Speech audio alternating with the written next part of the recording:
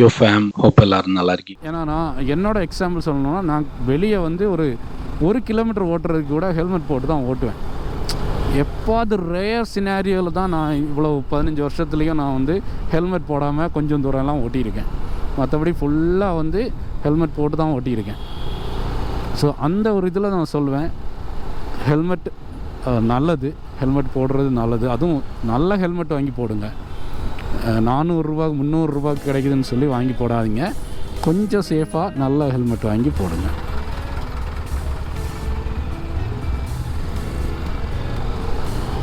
So இந்த இதுதான் நான் சொன்னேன். இப்போது அந்த பையன் வந்து கொஞ்சம் ஸ்லோவாக அந்த ஜங்ஷன் வருதுன்னு தெரியுது.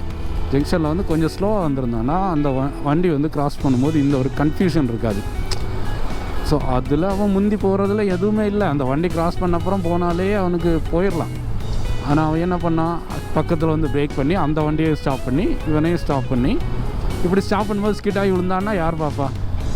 ஸோ அது வந்து கொஞ்சம் கவனம். இந்த மாதிரி இதெல்லாம் வந்து விஷயங்களை வந்து நம்ம யாரையும் குத்தம் சொல்ல முடியாது. அவங்க ஒவ்வொருத்தருக்கும் ஒவ்வொரு அவசரம் இருக்கும். ஆனால் அந்த அவசரத்துலேயும் நான் என்ன சொல்கிறேன்னா, கொஞ்சம் யோசித்து திங்க் பண்ணி இது பண்ணோன்னா அந்த வண்டி கிராஸ் பண்ணப்புறம் போனாலும் போய்க்கலாம். என்ன ஒரு பிரேக்கிங்கில் அவனோட பிரேக்கு இப்போ டிஸ்க்குனா டிஸ்க் பேடு இல்லாட்டி பிரேக் பேடு கொஞ்சம் தேய்மானம் வரும். அந்த இதை வந்து கொஞ்சம் ஏர்லியராகவே ஸ்லோவாக போயிருந்தோம்னா அந்த அளவுக்கு தேய்மானம் வராது. சடன் பிரேக்கிங் பண்ணும்போது அந்த அளவுக்கு எக்ஸ்ட்ரா பிரேக் வந்து தேயும். இன்கேஸ் கிட்டாகி விழுந்தான்னா அவனுக்கும் உடம்புலையும் தேயும். ஸோ அது வந்து கொஞ்சம் பார்த்து ஓட்டணும். That is good for our health. வேறு எந்த அவசரமே இல்லைன்னா மெதுவாக போனால் போதுமே. அவசரமாக போகிறது ஓகே, ஏதாவது எமர்ஜென்சி சுச்சுவேஷனில் மட்டும் அவசரமாக போகலாம். அதுவும் மஸ்ட்டாக சேஃப்டி கியர்ஸோட சேஃபாக ஓட்டினா தான் நல்லது நமக்கு. ஏன்னா ஆப்போசிட்டில் வரவன் இல்லை குறுக்க வரவங்கள பற்றி நமக்கு எதுவுமே ப்ரெடிக்ட் பண்ண முடியாது. இப்போ அந்த வண்டிக்காரன் தான் நிறுத்தாமல் ஸ்பீடாக எடுத்திருந்தான்னா கண்டிப்பாக அங்கே ஏதாவது ஒன்று கன்ஃபியூஸ் ஆகி ஏதாவது ஒன்று நடந்திருக்கும். ஸோ அந்த கன்ஃபியூஷன், அதனால் நமக்கு ஒரு டேஞ்சர் வரக்கூடாது. அதுக்காக தான் சேஃபாக ஓட்டுங்க, நல்லது.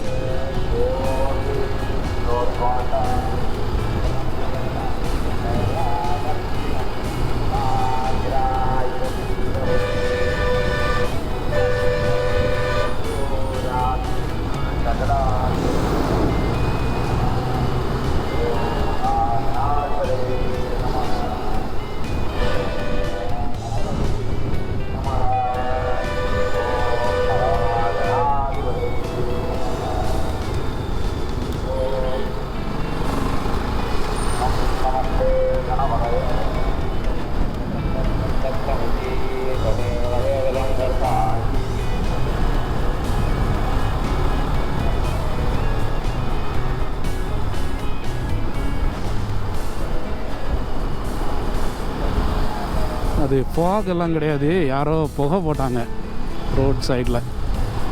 தீ எரிக்கிறாங்க, வேஸ்ட்டை வந்து எரிக்கிறாங்க. அதுக்காக தான் அந்த ஸ்மோக் மாதிரி ஃபார்ம் ஆச்சு.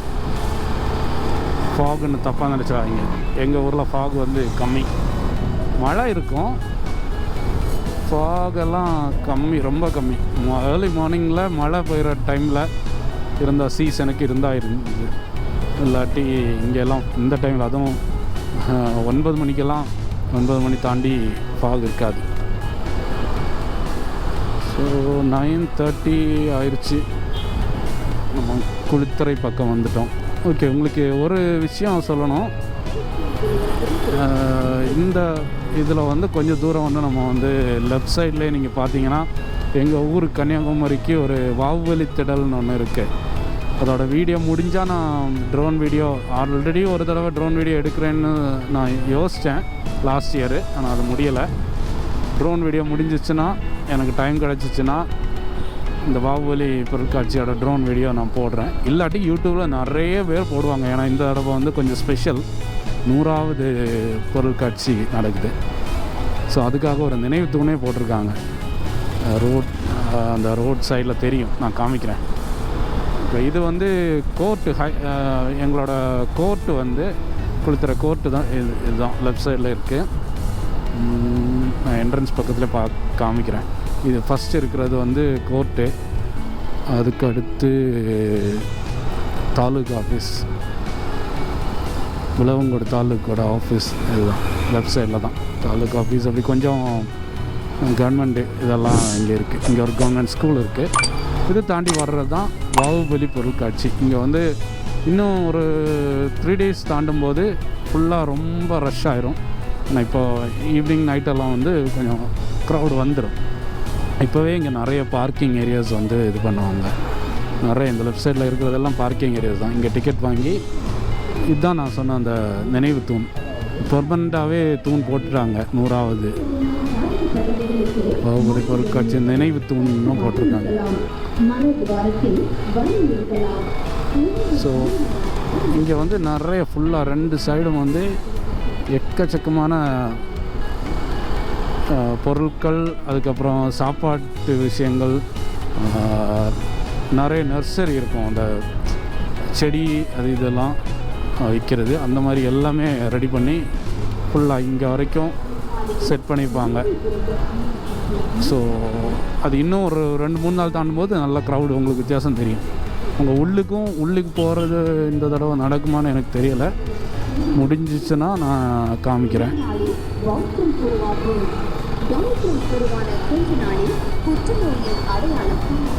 அப்படி ஒரு பெரிய ஒரு கொண்டாட்டம் தான் பாகுபலி பொருட்காட்சி.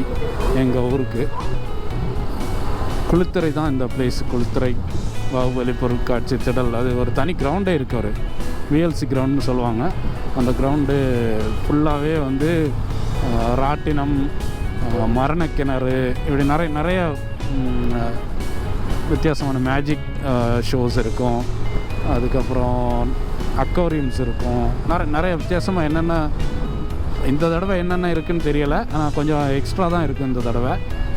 இப்படி நிறைய விஷயங்கள் இருக்கும். ஃபேமிலியாக வந்து என்ஜாய் பண்ணலாம்.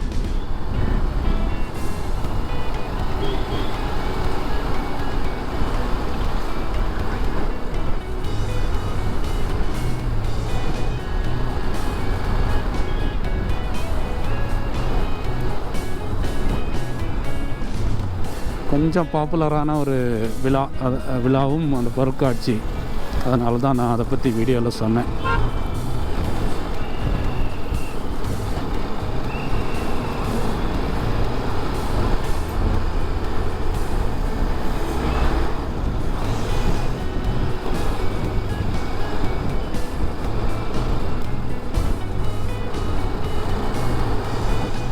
இந்த மார்னிங் ஆஃபீஸ், ஸ்கூல், காலேஜ் ரஷ்ஷை வந்து கொஞ்சம் அவாய்ட் பண்ணுறதுக்காக தான் ஒரு 9:30 அந்த ரேஞ்சில் நம்ம போனோன்னா கொஞ்சம் அவாய்ட் பண்ணலாம்.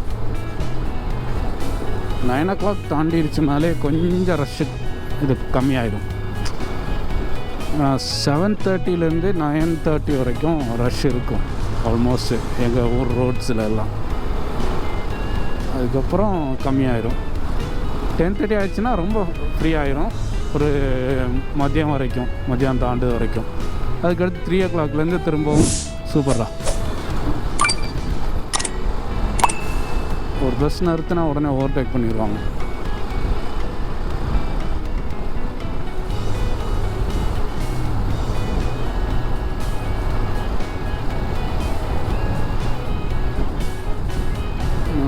எனக்கு பாரத் பெட்ரோல் அங்கே தான் டேங்க் ஃபில் பண்ணுவேன். இப்போ கொஞ்சம் கம்மியாகிடுச்சு. வேண்டாமான்னு இருக்குது. போய் அடிச்சிருவோம்.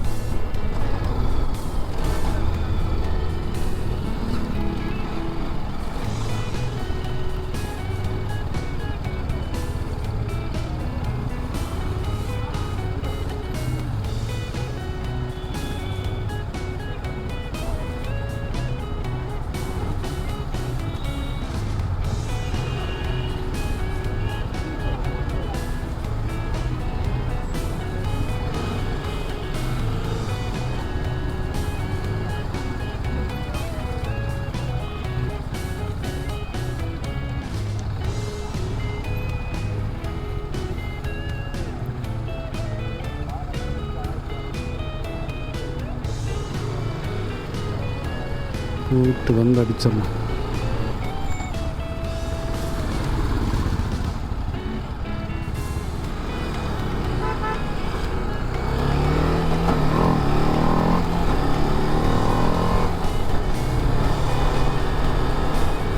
டைம் வேஸ்ட்டு வேணாம்னு சொல்லி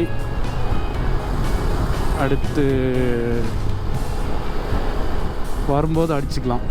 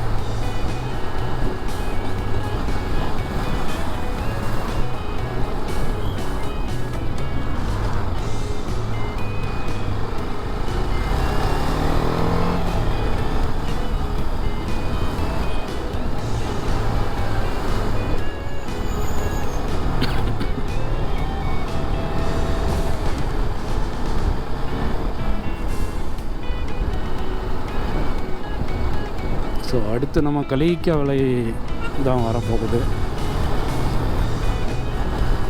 இந்த இப்போ தாண்டின இடம் வந்து படந்தால்மடுன்னு சொல்லுவாங்க.